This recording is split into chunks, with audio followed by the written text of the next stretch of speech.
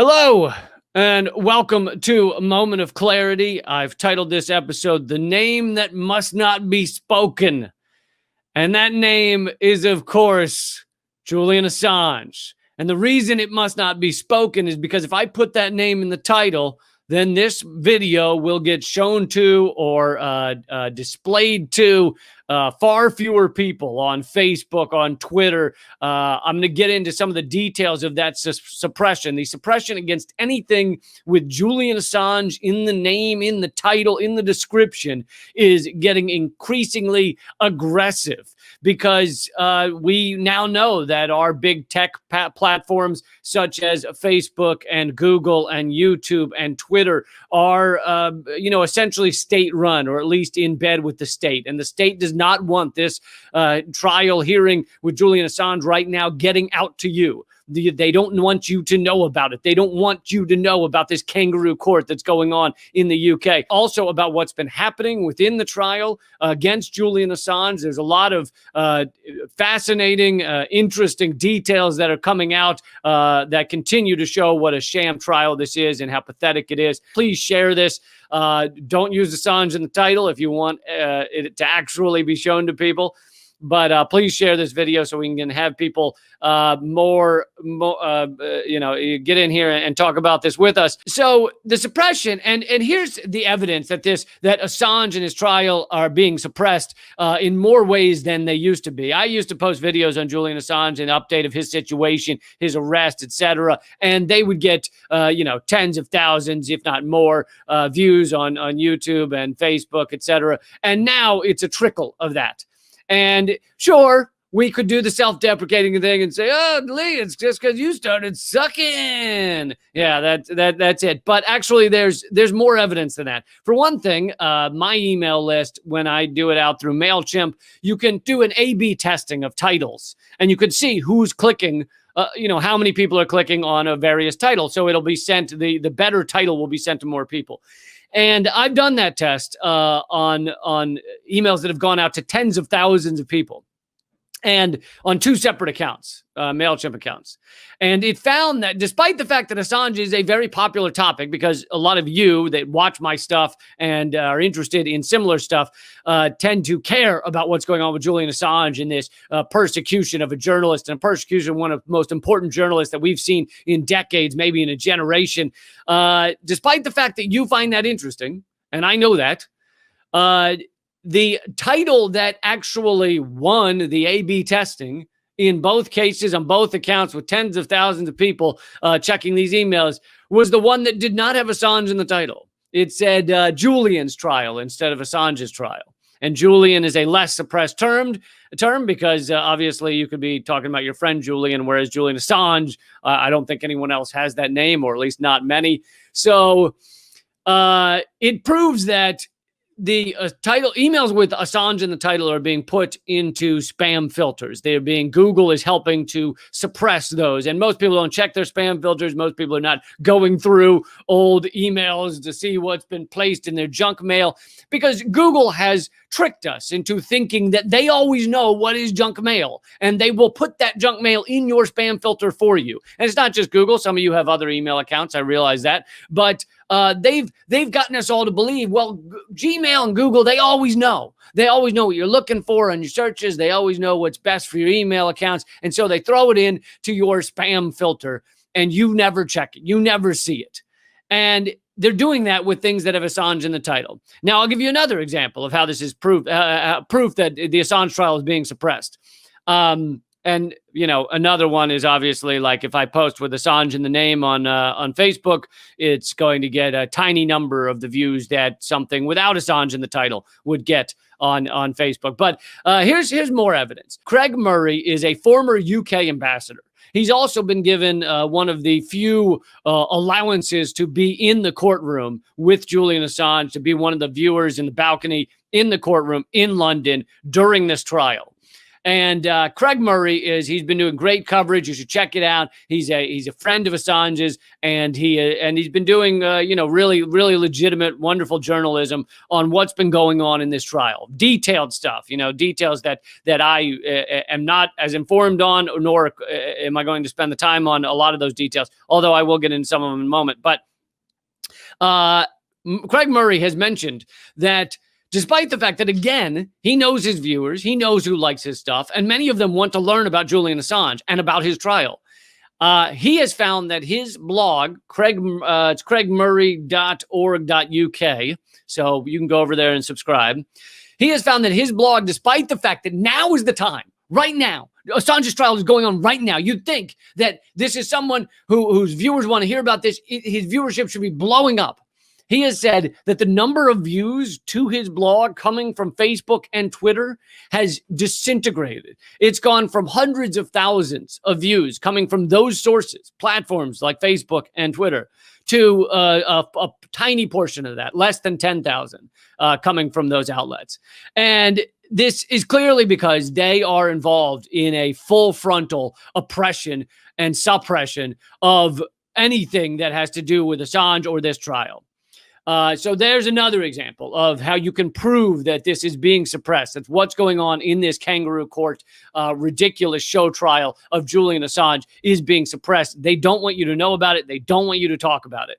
And here's another example, is Alan McLeod wrote at Mint Press. You should go over there and check out this article if you feel like it, about how terribly the mainstream media has done on covering Assange. They've barely covered him at all. I saw some NBC News coverage, but it was about Assange's partner, Stella Morris, and how they have two kids together, two young kids. And I'm glad they covered that. But that is a tiny portion of what is going on here. That is the, People magazine celebrity, what did Kim Kardashian wear kind of story about the Assange trial. What is Assange wearing to his trial? Who are you wearing, Julian Assange? Oh, he's wearing a Tic Tac container that they put him in. He's wearing a plastic fucking glass jar that they have him locked up in because they don't know if he might spring out and reveal something true at any moment. So, yeah, I'd love to see that. The red carpet Assange trial coverage. Who are you wearing, Mr. Assange? Oh, I'm wearing plexiglass because they won't let me out of a fucking plastic jar in the courtroom because I'm so dangerous. I'm worse than Hannibal Lecter. Hannibal Lecter just had a mask over his face. This guy's in a goddamn jar. Anyway, they've done such, so as Alan McLeod reveals in Mint Press, and he's done more extensive research on how much these mainstream media have covered Assange. It's minimal. It's almost nothing that is being covered on NBC News or CBS or MSNBC or CNN or Fox News. It is a basic blackout of the Julian Assange trial. And you can find, I'm not saying you can't find anything. You'll probably someone could go type up CNN and Assange and find an article about it, but it's a tiny fraction of what should be covered. I mean, this is the largest attack on press freedom that we've ever seen in terms of the precedent it sets. Going after a foreign journalist under the Espionage Act is laughable. But so now I wanted to get into some of the details. And by the way, please share this so we can have more people join us. But let's get into some of the details about what's going on in the Assange trial. There is so there was a large debate about his mental health in the trial. And one of the things was that they were basically arguing whether Assange might be suicidal if he were to find out he's being extradited to the U.S. And one of the things they were putting forward was that apparently, he has been depressed, severely depressed at times, and because he's basically being tortured and, in solitary confinement in Belmarsh prison. But guards found a razor blade hidden in his belongings, and it ends up in this back and forth with the prosecution saying, "Oh no, you can't prove that a razor blade was found," and And, I'll let, if you want to go back and read the transcript, you can fucking deal with that yourself, or, go through that yourself. But can we just talk about how disgusting it is that that's even a factor in this? That if he's going to kill himself, then he won't be extradited for something, for the crime of revealing everything absolutely true, revealing the war crimes of the empire. That only if they think he might be willing to kill himself would he not be extradited. Why is that? I mean, the level of lack of moral core you have to get to make that the discussion is just so pathetic. And this courtroom is so gone from reality. This kangaroo court, this show trial is so detached from reality that they're literally sitting there arguing, well, he might kill himself. He might not. Yeah, I don't know. Like, that is their discussion of a journalist that is being persecuted for revealing the truth. I mean, it's just amazing it's even gotten to that point.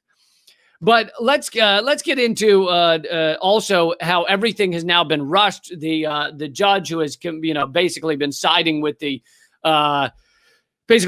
prosecution throughout the thing. She's a clown, empire pro-imperial judge whose her whole purpose there is to make sure that Assange is punished for revealing the truth about these empires.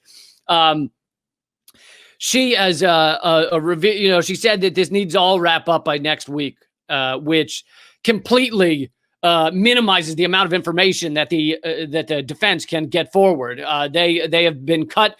At first, she said that their time was going to be cut to almost nothing, and then they ultimately argued to just get a half an hour with the witnesses, which you're supposed to have as much time as you want with witnesses. But she said, okay, we'll limit every witness to half an hour. And so then they go through and they're dealing with each witness. And then this past week, she said, okay, we're going to wrap up by next week, which they know means they're not going to get to all their witnesses. So they've begun cutting off witnesses that you're not going to hear from, like Noam Chomsky, because they don't have time. And so the judge is rushing everything to force the defense to not be able to put up a legitimate, hearty defense.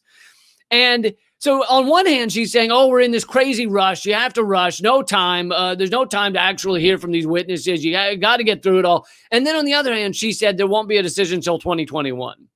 So on one hand, oh my God, there's no time to hear the defense. And then on the other hand, but I'm not going to give you a decision on this extradition until 2021. It's like they're doing both things. And the other thing the rush does is that the defense hasn't even gotten to the superseding indictments, which are these indictments that were thrown in. It's apparently unprecedented to throw in superseding indictments this late in the game, but they were thrown in just a few days before this trial began, and the defense didn't have a proper amount of time to deal with them and to prepare for them. And so now they're in the situation where we haven't heard from any witnesses dealing with the superseding indictments, basically. And this was by design. This was part of the scam to make sure that the defense could not properly prepare for defending Julian Assange. They're doing the. Most people seem to say they've been doing their best, but it is all designed against them. This is all set up. It's a show trial to make sure and ensure. I like that. Yes, my words are with me today. To make sure and ensure. To ensure that Julian Assange is extradited and basically tortured in the United States for, whatever. He's facing 175 years. On the final thing on Assange, I want to get into some of the details of what was revealed about, one of the things in the indictments that they're accusing him of is revealing unredacted State Department cables, which they say reveal sources and, top secret agents and things like that. These unredacted State Department cables, which now in the trial, what becomes clear, which the government doesn't want you to know, is that WikiLeaks, as they were revealing these State Department cables, was actually redacting them. They were covering up the names of sensitive sources. In order to protect those sources, they were not revealing the unredacted version. The unredacted version of the State Department cables was under an encrypted. It was encrypted it was connected to the website. The files were connected to the WikiLeaks website, but they were encrypted. So only a tiny number of people, possibly only Assange and the Guardian journalists he was working with, had that encryption key to reveal the unredacted version of those State Department cables. And the journalists that Assange was working with were David Lee and Luke Harding, these Guardian journalists. One of them was the editor. David Lee was the editor of investigations at the Guardian. And WikiLeaks does not give out the unredacted State Department cables. But David Lee publishes a book in 2011, I think, or 2012, where he thinks that the encryption key isn't useful anymore or something. And so he actually publishes it in his book about Assange. And he makes one of the chapter titles the encryption key. So at that moment, the moment David Lee's book comes out, this is a Guardian fucking journalist, not Assange, not WikiLeaks. The moment that book comes out with the encryption key, people can then get into the State Department unredacted cables. And that's how the sources are revealed. So the government is going after Julian Assange for revealing something that he didn't reveal, that actually David Lee at The Guardian revealed. And so then they try to press some of these security experts on, well, why were the encrypted files still on the WikiLeaks website? Why didn't they shut that down? And the experts said, well, WikiLeaks, when they were under attack, they were under a DDoS attack, had asked other people to mirror their website so that their website could continue to be up in a variety of places around the internet. Apparently, this is standard when you're under a DDoS attack to ask others to mirror your website. Now, mirroring creates an exact duplicate of the website. So what that did was that created exact duplicates of WikiLeaks around the internet, various places, and that exact copy had the encrypted files because they were attached to they were part of the WikiLeaks website, but they're still encrypted. No one can view them without the key. So when this key is published in David Lee's book, it is then available for those who have mirrored the website. So even if WikiLeaks took down their version of the encrypted files, the other versions are still out there on the mirrored website. So after the unredacted files had already been published in places like Cryptome and some others, so they're already out. It's already free in the internet. It's a lost cause at that point. After that, WikiLeaks publishes the unredacted cables because they were already out. At that point, WikiLeaks can't hide them because it's impossible. So it goes completely against everything that our government, that the UK government is trying to prove against Julian Assange. They're trying to say he published the unredacted cables, but he didn't. They only published them after they were already out. And this is yet another reason that the government, our government, the ruling elite do not want you to be paying attention to this trial. They do not want you to know the truth behind Julian Assange and WikiLeaks because it is terrible for the falsehoods that they have put forward. And it also goes to show that they have not gone after these Guardian journalists, David Lee and Luke Harding. They have not gone after these other sites that mirror the WikiLeaks site and published these cables first. So really, they have only gone after Julian Assange to set an example of him. Another thing is, if you look at Leon Panetta's quote, actually Panetta has revealed the truth behind this, which is that their whole goal is to just make an example of Julian Assange, no matter what the truth is, no matter whether he has done anything illegal, so that others don't publish government secrets, so that others don't reveal how our empire works. That's their goal. And Panetta has revealed that in his quote. If you look up his quote, you can see that.